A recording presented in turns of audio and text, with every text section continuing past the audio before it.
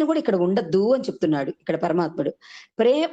ప్రేమ అనే వెలుతురు మన హృదయంలో ఎప్పుడైతే ప్రవేశిస్తదో, అప్పుడు ఈ లోపల దుఃఖమనే చీకటి, దుర్గుణాలనే చీకటి, ఆ గబ్బిలాలు తిరిగినట్టు తిరుగుతుంటాయమ్మ. చీకటి గది అంటే ఏంటి అనంటే, దుర్గుణాలు అనే చీకటి గది మనకి గబ్బిలాల్లాగా నివాసం ఉంటాయి. కాబట్టి ఈ ఈ గబ్బిలాలని ఎట్లా తరిమికొట్టాలి? ఈ దుఃఖాన్ని ఇప్పుడు బాధపడిన విషయాలు మొత్తం గూడా అలా అంటున్నారు, ఇలా అంటున్నారు, బయటికి వెళ్ళలేకపోతున్నాము, బయట మాట్లాడలేకపోతున్నాము, వాళ్ళకెట్లా సమాధానం చెప్పాలి? అనే భావన అసలు తీసి తుడిచిపెట్టండి అని చెప్తున్నాడు ఇక్కడ భగవంతుడు. ఎలా తుడిచిపెట్టాలి? అలా గనక మనం ఉంచుకున్నామంటే అది గబ్బిలాల గది అవుతది. నువ్వు ఆ గబ్బిలాల్ని బయటికెలా పంపించాలి అంటే, భగవన్నామము పైన, సత్ప్రవర్తన పైన, సచ్చింతన పైన ప్రేమను అభివృద్ధి చేసుకోవాలి అంటున్నారు. ఇక్కడ భగవన్నామం అంటే ఏంటి? ఏదో ఒక 10 నిమిషాలు అలా కాదు భగవంతుడు చెప్తున్నాడు. మీరెవరితో మాట్లాడుతున్నా సరే, మీకు కూడని మాట, ఇష్టం లేని మాట మీ చెవుడు బడినప్పుడు కృష్ణ కృష్ణ, హే రామ్, హే పరంధామ, వీళ్ళ బుద్ధి ఎప్పుడు మారుస్తావయ్యా అని మనసులో అనుకుంటూ, హే రామ్ అంటూ ఎళ్ళిపోవాలి.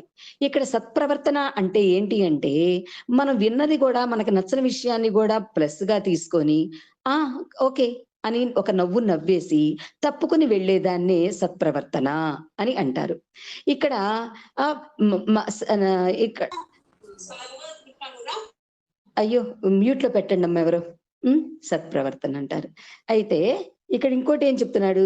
సచ్చింతనపై ప్రేమను అభివృద్ధి చేసుకోవాలి అని చెప్తున్నాడు కృష్ణ పరమాత్ముడు. సచ్చింతన అంటే ఏంటి? మనకి ఇందాక ఫస్ట్ చెప్పాను చూసారా?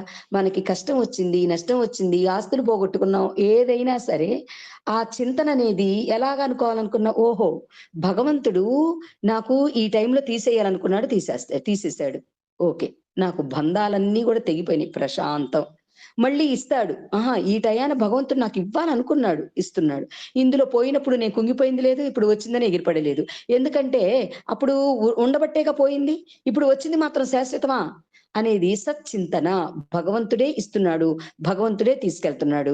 ఆడికేం పనయ్యా అంటే మన కర్మలు లెక్కేసేది వాడే కాబట్టి, మన కర్మలలో ఎలాగైతే ఉన్నదో ఆ కర్మానుసారంగానే మనకిస్తూ ఉంటాడు, తీసుకెళ్తూ ఉంటాడు కాబట్టి నో ప్రాబ్లమ్. వాడున్నాడు గదా! లెక్కేసుకునేవాడు, ఇచ్చేవాడు, తీసుకెళ్ళేవాడు ఒకడున్నాడు కాబట్టి వాడే చూసుకుంటాడు. వాడు నాకు నా ప్రేమపూరితమైన హృదయంలో అధికారత్వాన్ని నేనిచ్చాను. వాడు నాకు లీడర్. వాడు ఎలా చెప్తే అది నేను వింటాను. మనస్సు, ప్రశాంతత, వాక్కు, ప్రశాంతత, నిర్మలమైన ఆలోచన, సత్ప్రవర్తనలో మన నడవడిక ఇవన్నీ కూడా భగవంతుడు నాకు నేర్పిస్తూ ఉంటాడు. నాకు